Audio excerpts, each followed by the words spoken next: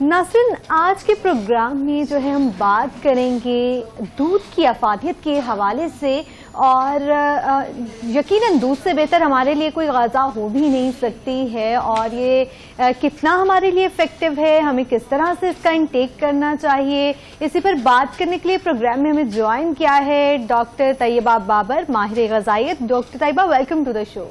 Thank you. कैसी हैं आप? मैं ठीक हूँ, आप कैसी हैं? अल्हम्दुलिल्लाह। सर, मुझे सबसे पहले ये बताएं कि दूध जो है वो हमारे लिए कितना ज़्यादा इफ़ेक्टिव है? मिल्क हमारे लिए काफ़ी ज़्यादा इम्पोर्टेंट है, अफेक्टिव तो काफ़ी पॉजिटिव होते हैं हमारी बॉडी के लिए। लेट्स सपोज अगर किसी का, क्योंकि उसके अंदर काफ़ी ऐसे न्यूट्रिएंट्स पाए जाते हैं जो हमें ज़्यादा क्वांटिटी में मिलते हैं, ठीक है। लाइक कैल्शियम हमारे पास सबसे मेन सोर्स इसका आ जाता है, प्रोटीन आ जाता है। ऐसे लोग जिनको जो बहुत से ऐसे लोग हैं जो मिल्क का इंटेक, दूध का इंटेक नहीं करते हैं, उनको किसी को जो है इससे जो है एलर्जी होती है, ठीक है। कुछ डाइट्स पे होते हैं क्योंकि उनकी कुछ ऐसी मिथ्स होती हैं कि दूध से वेट गेन होता है, या फिर उनको एक्नी हो जाती है। ये ना थोड़ी ये मेन जो है ना मिथ्स पाई जाती हैं, जबकि टोटली गलत है। मिल्क जो है बेसिकली एक न्यूट्रिएंट तो आपको वो प्रोवाइड कर रहा है, लेकिन उसके अंदर इतनी कैलोरीज नहीं है कि वो आपको जो है वेट गेन करवाए। अगर आप टोटल जो है बाकी फूड को भी देखें ना, उसका अगर आपकी कैलोरीज ज़्यादा उससे इंक्रीज हो जाती हैं तो फिर आपका वेट गेन है। दूध से कुछ भी नहीं होता, वो सिर्फ आपको न्यूट्रिशन दे रहा है। एक्नी भी जो है समहाउ एक्नी आपकी हार्मोनल प्रॉब्लम्स की वजह से होते हैं, या जेनेटिक्स की वजह से होते हैं, या आप स्किन की केयर किस तरह कर रहे हैं, ठीक है। या फिर अगर आप इन्वायरमेंट में जाते हैं, वो जो है जब आपकी स्किन जो है किसी मतलब मिट्टी से एक्सफोलिएट होती है, तो उससे जो है ये चीज़ें जो है ना एक्नी ट्रिगर करती है, ना कि मिल्क उसको जो है वो ट्रिगर करता है। बेसिकली अगर हम मिल्क को अगर स्किन के तौर पे भी हम इस्तेमाल करें, आपने पता मतलब आजकल जितनी ज़्यादा अवेयरनेस होती जा रही है, मिल्क अगर हम यूज़ कर रहे हैं, चाहे वो रो यूज़ करें, बना के लगा लें किसी चीज़ के साथ, होम रेमेडीज जो होती हैं उसमें एग्जैक्टली बहुत सी होम रेमेडीज ऐसी नेचुरल हैं जो कि मिल्क से बनती हैं, ठीक है, जिनके कोई साइड इफेक्ट्स नहीं होते। वो आपकी जो है स्किन को नरिशमेंट देते हैं, आपकी स्किन को ग्लो प्रोवाइड करते हैं। इसी तरह जो मिल्क जो दूध का फैट होता है, जिसको हम कहते हैं मलाई कहते हैं, ठीक है, मलाई जो होती है, अगर हम वो यूज़ कर रहे हैं तो उसका भी जो है काफ़ी रिजल्ट जो है वो अफेक्टिव आते हैं। हाँ, जिनकी स्किन ऑयली होती है उनको थोड़ा एहतियात करके चलना पड़ता है, उनको उसका अल्टरनेटिव यूज़ करना पड़ता है, लेकिन ये नहीं है कि उसको बिल्कुल ही आप उसको ऑमिट कर दें, ठीक है। जैसे आपने मलाई की बात की ना, तो दूध की मलाई मैंने सोचा कि हमारे लिप्स को पिंक करने के लिए भी बहुत इफेक्टिव है। एग्जैक्टली उसको जो है हनी के साथ पेस्ट बना के कुछ इस टाइप का वो इफेक्टिव है, ठीक है। अच्छा, हम दूध की तो बात कर ही रहे हैं, और माँ को सबसे ज्यादा ये परेशानी होती है कि बच्चों को दूध किस तरह दे। सबसे पहले तो ये बताएं, जो न्यूली बॉर्न बच्चा है उसके लिए कौन सा मिल्क जो है वो बेनिफिशियल है ज्यादा, और फिर हम उसके बाद आगे एज पे जाएंगे। जो 1 साल का बच्चा होता है, ऑलमोस्ट 6 मंथ तक या 8 मंथ का बच्चे को जो है मदर फीड लाजमी करवाएं, क्योंकि कुछ ऐसी मदर्स होती हैं वो 2 साल तक कंटिन्यू नहीं कर पाती हैं। कुछ उनका हेल्थ इशू आ जाता है, कुछ उनके साइकोलॉजिकल प्रॉब्लम्स आ जाती हैं कि नहीं, इससे जो है मेरी फिजिक ख़राब होगी, या फिर जो है मल्टीपल रीजंस होते हैं मदर्स के। लेकिन 2 साल तक तो वैसे भी कंपल्सरी होता है कि बच्चों को देना चाहिए। लेकिन अगर 8 महीने का बच्चा हो गया, उसको हमने दूसरी चीज़ों से भी इंट्रोड्यूस करवाना है, तो कोशिश करें कि डॉक्टर जो चाइल्ड स्पेशलिस्ट है उसकी रिकमेंडेशन के अकॉर्डिंग जो है उसको पाउडर मिल्क की तरफ या काऊ या गोट मिल्क की तरफ लेकर आएँ, क्योंकि उनकी उस तरह की इम्यूनिटी वैसे जो है बैक्टीरियाज उनके गट में वैसे एंजाइम्स नहीं बने हुए होते जो उसको इजीली जो है एब्जॉर्ब कर पाए। आपने कहा ना कि उसको गोट मिल्क या काऊ मिल्क की तरफ लेकर आए, तो काऊ का मिल्क ज़्यादा बेनिफिशियल है, उसमें ज़्यादा न्यूट्रिशंस होते हैं, या फिर गोट के? दोनों में जो है न्यूट्रिशन अच्छा ही पाया जाता है। गोट मिल्क में थोड़ा ज़्यादा अच्छा होता है, इवन दो जिन बच्चों की हाइट अफेक्ट होती है, नहीं भर रही होती है, अगर वो गोट का मिल्क या कैमल मिल्क जो ऊंट का दूध होता है, अगर ये इस्तेमाल करते हैं तो इनमें जो है हाइट के चांसेस जो होते हैं बच्चे में वो ज़्यादा भर जाते हैं, क्योंकि इसके अंदर कुछ ऐसे वाइटामिन होते हैं जो कि काऊ मिल्क में नहीं पाए जाते, लेकिन इनमें जो है वो होते हैं तो उस वजह से ये अफेक्टिव होते हैं। लेकिन इनका जो इनटेक होता है बच्चों में, क्योंकि एब्जॉर्प्शन का जो पावर होती है वो ज़्यादा होती है, तो बच्चे जो हैं वो दिन में 3 से 4 मरतबा यूज़ कर सकते हैं थोड़ा थोड़ा, जिनकी उनका स्टमक उनको अलाउ कर रहा है। लेकिन जो बड़े हैं उनकी क्वांटिटी ये है कि सुबह को थोड़ा सा ले लिया या रात को ले लिया। वो भी डिपेंड करता है उनके गट हेल्थ के ऊपर कि उनका गट हेल्थ उनको कितना अलाउ कर रहा है, कि वो एब्जॉर्ब कर रहा है, गैस बना तो नहीं रहा, पेट में मसला तो नहीं कर रहा, तो फिर वो ले सकते हैं। अगर रात के टाइम उनको सूट कर रहा है तो लें। अब इसमें थोड़ा ठंडे गर्म का भी आ जाता है कि अगर आप चिल्ड लेते हैं ना, चिल्ड मिल्क से क्या होता है, जो ठंडा दूध होता है उससे ये होता है कि ठंडे दूध से स्टमक में आपके मैदे में लोड आता है, भारीपन आना शुरू हो जाता है। तो इसलिए जो है आप वार्म मिल्क की तरफ आएँ, ठीक है। आप गर्म दूध लें और रात के टाइम लें, लेकिन ये हर कंडीशन पे नहीं होता, पर्सन टू पर्सन जो है वेरी करता है। लेट सपोज जो डायबिटिक है, डायबिटिक अगर किसी की शुगर ज़्यादा चल रही है, ठीक है, उससे क्या होगा, अगर वो रात के टाइम उसने ले लिया दूध तो उससे उसका जब वो सुबह को अपनी BSR चेक करेगा तो उसका जो BSR वो इंक्रीज़ हुआ होगा, ठीक है। तो रात के टाइम जिनकी डायबिटीज़ हाई रहती है वो दूध का इंटेक ना करें। और इसके अलावा जो है इसके कुछ ऐसे हैंडलिंग होती है, अगर आपने इसको स्टोर करना होता है तो ऑलमोस्ट इसकी जो स्टोरेज की 4 डिग्री सेल्सियस, हाँ शेल्फ लाइफ नहीं, इसकी जो हमने इसको अगर फ्रिज में रखना है तो उसका जो टेम्परेचर है वो 4 डिग्री सेल्सियस होना चाहिए या 40 डिग्री फ़ारेनहाइट के हिसाब से जो है वो रखें। तो दूध जो है वो एक तो ख़राब नहीं होता है, वो फ्रेश रहता है, उसकी जो बैक्टीरियल ग्रोथ होती है, क्योंकि ओपन होता है, वो बैक्टीरियल ग्रोथ उसके अंदर जो है होती रहती है। अब बाज़ औक़ात ऐसे एशियन फैमिली जो हैं, जो देहाती लोग हैं, वो तो ढांपते भी नहीं है, उन्होंने वैसे ही जो है वो फ्रिज में रख देना होता है। तो बेहतर है कि आप उसका ये टेम्परेचर जो है वो ध्यान में रखें, तो उससे जो है बैक्टीरियल ग्रोथ से बचा जा सकता है। जिसकी शेल्फ लाइफ है, जो मतलब कितनी देर तक हम इसको यूज़ कर सकते हैं, यूजुअली अगर आप पैक्ड जो है मिल्क होते हैं, ठीक है, अगर आपने उनको ओपन कर लिया तो आप जो है कोशिश करें 1-2 दिन या 2 से 4 दिन से ज़्यादा आप उसको इस्तेमाल ना करें। और जो दूसरा काऊ मिल्क है, जो फ्रेश दूध हमारे घरों में आता है, उसको जो है आप 24 घंटे के अंदर इस्तेमाल कर लें। ज़्यादा बेहतर यही है कि 24 घंटे के अंदर अंदर आप इसको इस्तेमाल करें और फिर अगले दिन जो है नया ही जो है फ्रेश मिल्क आप उसको लें। अच्छा, मिल्क की बात करें तो हमारी बोन्स के लिए कितना इफेक्टिव है मिल्क? बहुत सारे लोगों को बोन्स का बहुत ज़्यादा जो है मसला रहता है और बच्चे जो हैं वो तो दूध ले भी नहीं रहे होते। तो हम इसको किस तरह से यूज़ करें बच्चों के लिए स्पेशली, ताकि जो है उनकी जो बोन्स हैं वो भी बेहतर रहें और जो कैल्शियम की कमी बच्चों में पाई जाती है वो भी उनकी पूरी हो जाए। बोन्स के लिए जो है काफ़ी अच्छा है, क्योंकि बेसिकली कैल्शियम, जैसे मैंने पहले बताया, कैल्शियम है इसके अंदर, विटामिन B12 भी है, फॉस्फोरस, पोटेशियम और भी जो है डिफरेंट विटामिन्स हैं। लेकिन विटामिन D जो है हमें वो फोर्टिफाइड फॉर्म में मिलता है, ठीक है। अगर हम फोर्टिफाइड मिल्क लेते हैं ना तो उसमें हमें और एक्स्ट्रा अमाउंट में विटामिन्स थोड़े एक्स्ट्रा अमाउंट में मिल जाते हैं, जिसमें न्यूट्रिशन वैल्यू जो होती है ना वो ज़्यादा बढ़ जाती है। अक्सर मार्ट्स में आपको जो है ना फोर्टिफाइड मिल्क आपको पैकेट फॉर्म में मिल जाएंगे ईजिली। जो बच्चे जो है जो अफोर्ड नहीं कर सकते हैं पैकेट ये डब्बे वाले दूध, वो जो है जो काऊ मिल्क उनको मिलता है, तो उसका अगर बच्चा लेट सपोज नहीं डायरेक्ट फॉर्म में ले रहा तो वो जो है मतलब कोशिश करें कभी साबूदाना में उनको जो है पका के, थोड़ा सा साबूदाना पहले बॉईल किया, दूध में पकाया, फिर उनको उस तरह दे दें।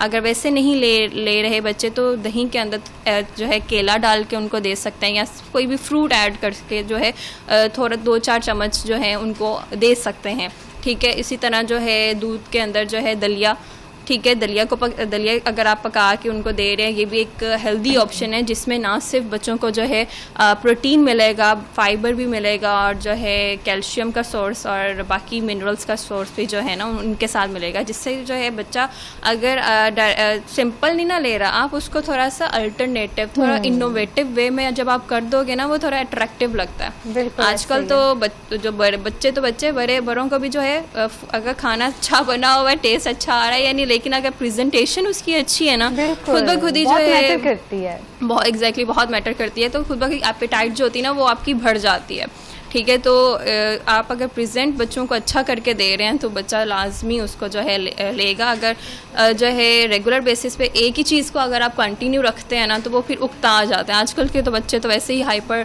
एक्टिव होते हैं, तो बेहतर है कि उनको थोड़ा सा इनोवेशन दिया जाए, थोड़ा सा उनके साथ जो है वैसा किया जैसे बच्चे को अडेप्शन जो है वो इजीली कर सके। अच्छा, मेरा यहाँ पे ये सवाल है कि कुछ लोग जो है ना वो कच्चा दूध भी पी लेते हैं, मतलब विदाउट बॉइलिंग। कोई भी मिल्क है, काव है, गोट है, कैमल है, तो वो क्या वैसे हम उसका इंटेक कर सकते हैं? वो बेनिफिशियल है या इट्स नेसेसरी कि जो दूध हम लेकर आए हैं अपने घर उसको बॉयल करें पहले?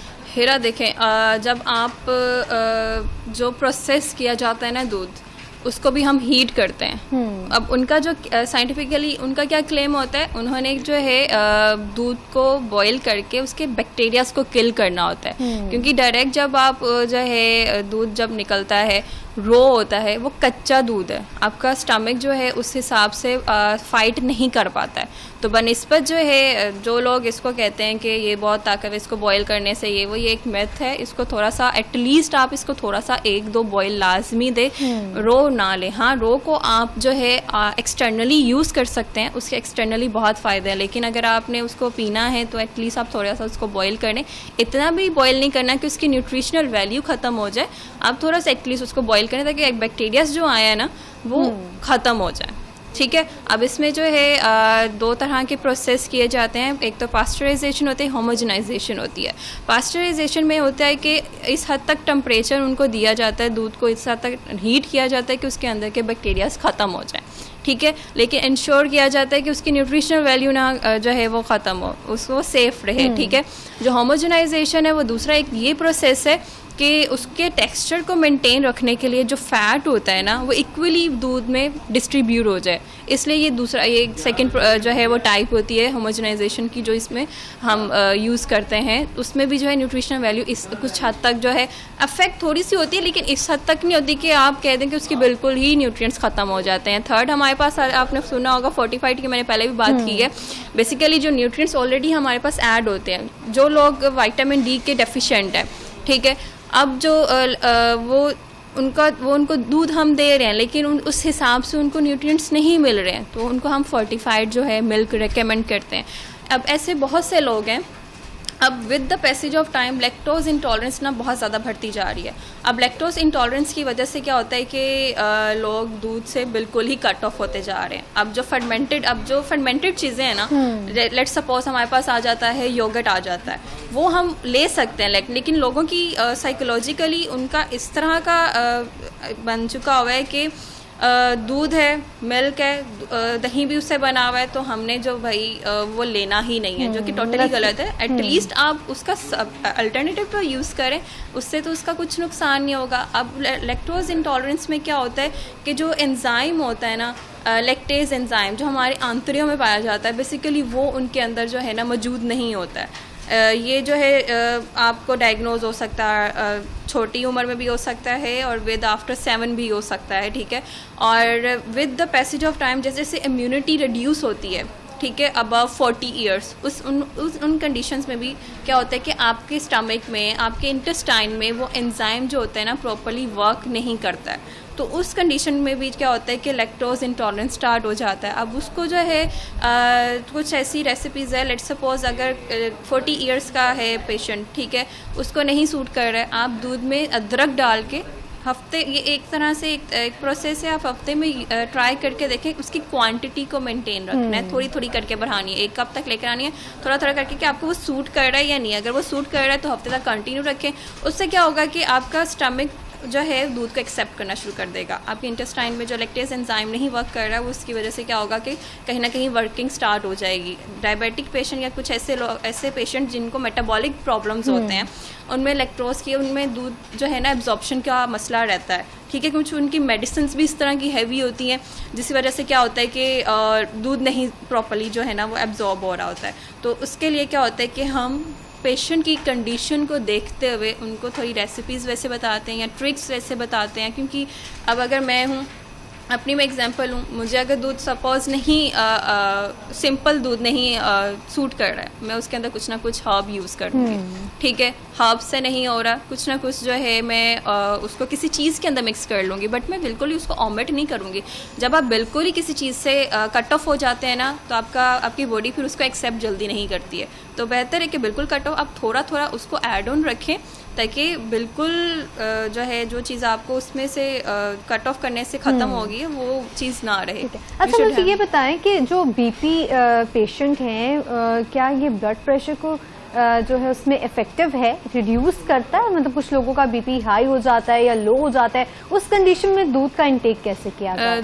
जैसे मैंने स्टार्टिंग में ही बताया था, इसके अंदर पोटेशियम और फास्फोरस होता है, ठीक है। पोटेशियम जो है आपके ब्लड प्रेशर को मेंटेन करता है, ठीक है। तो दूध में वो होता है, इट मीन्स कि वो आपके ब्लड प्रेशर को भी जो है पॉजिटिव रोल दे रहा है। हाँ, अगर आप उसके अंदर सॉल्ट ऐड करते हैं, आप उसके अंदर चीनी ऐड करते हैं, तो फिर उसका नुकसान है। अगर आप उसके अंदर जो है कुछ सीड्स ऐड कर देते हैं या फल ऐड कर देते हैं या हनी का जो है मिल्क में डाल के हनी 1 चम्मच, एग्जैक्टली, तो उनका उसका नुकसान नहीं, उसका फ़ायदा ही है। Excess of everything is bad.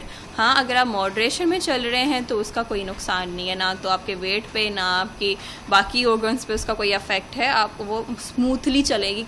हर एक चीज़ अगर बैलेंस वे में अगर आप ले रहे हैं, कम क्वांटिटी में ले रहे हैं, उसका नुकसान नहीं होता। अच्छा, ये बताएं कि कुछ लोग एडिक्टिव हो जाते हैं, क्या वाकई दूध एडिक्टिव है? कुछ लोगों को आदत हो जाती है, मतलब कि वो दूध का इंटेक बहुत ही ज्यादा कर रहे होते हैं। यहाँ पे मेरा एक सवाल ये भी है कि मतलब दूध जो है उसका कितने गिलास दूध जो है हम एक दिन में ले सकते हैं मैक्सिमम? जो दूध के गिलास है वो हम 3 ले सकते हैं, लेकिन ये डिपेंड करता है आपकी कैलोरीज, टोटल कैलोरीज कितनी आए हैं, ठीक है। अब मेरी जो टोटल कैलोरीज, मैं अपनी इसलिए एग्जांपल दे रही हूँ ताकि लोगों को पता समझ आए। अब मेरी टोटल कैलोरीज लेट सपोज मैंने 1800 से जो है 2000 तक लेनी है, तो उस हिसाब से मैं 3 गिलास तक जो है वो दूध रखूँगी। इसी तरह अगर कोई वेट लॉस पे आता है तो उसकी क्वांटिटी थोड़ी सी कम कर दूंगी, ठीक है, उसमें थोड़ी डाइल्यूजन ऐड कर दूंगी।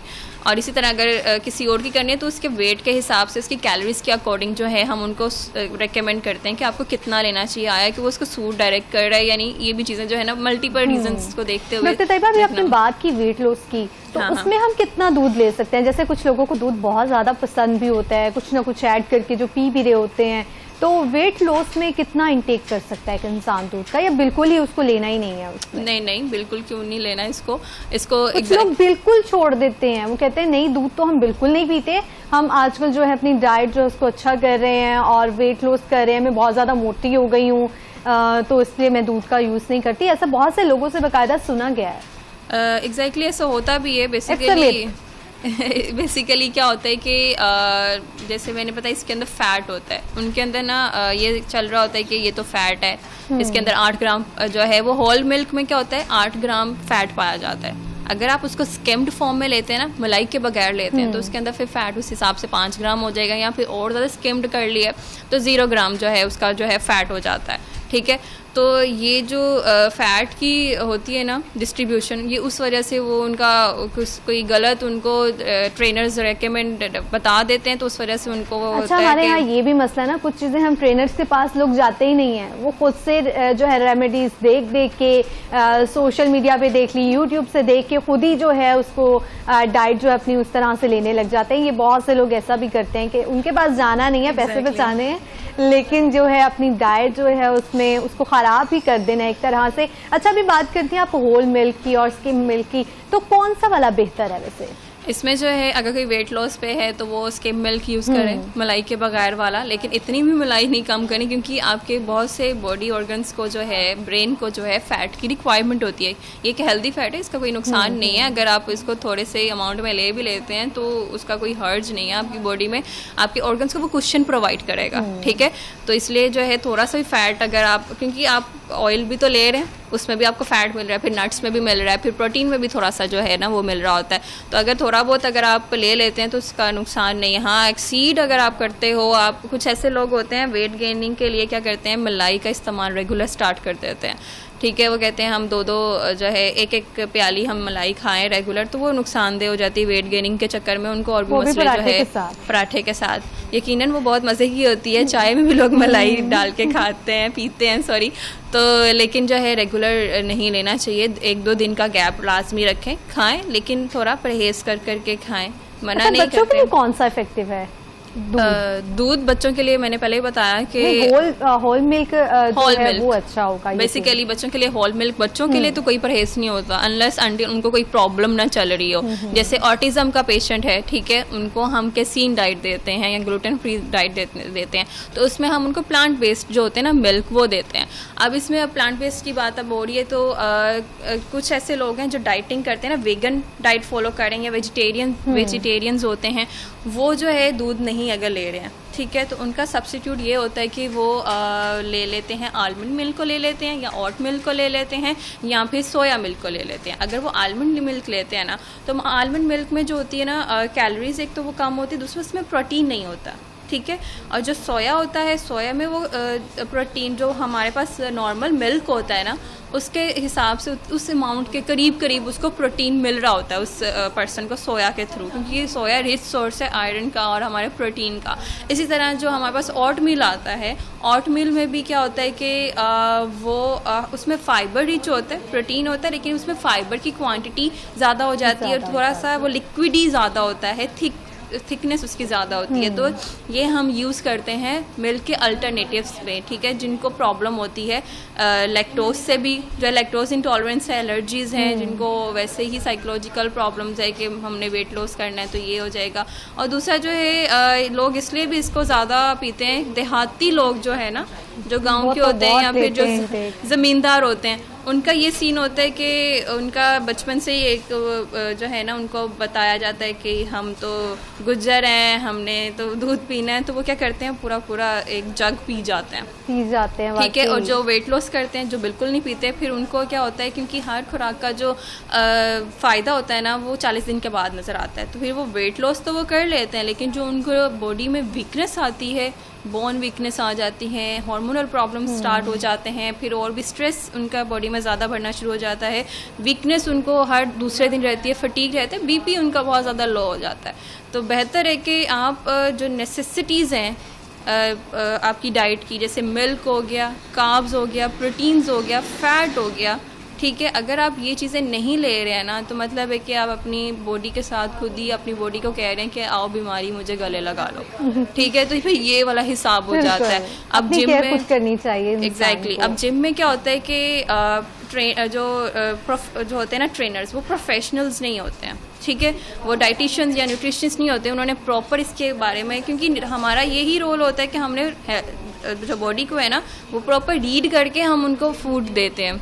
तो लेकिन जो ट्रेनर्स होते हैं वो बस बता देते हैं क्लाइंट्स को कि आप ये करें, इस तरह क्वांटिटी में। मेरे पास तकरीबन काफ़ी ज़्यादा जो है जिम के बच्चे आते हैं, क्लाइंट्स आते हैं, ठीक है, लड़के हों या लड़कियाँ हों, तो उनको जो है क्वांटिटी जो होती है ना कार्ब्स की, वो ज़्यादा दी जाती है, ठीक है, मीठे में उनको ज़्यादा दिया जाता है।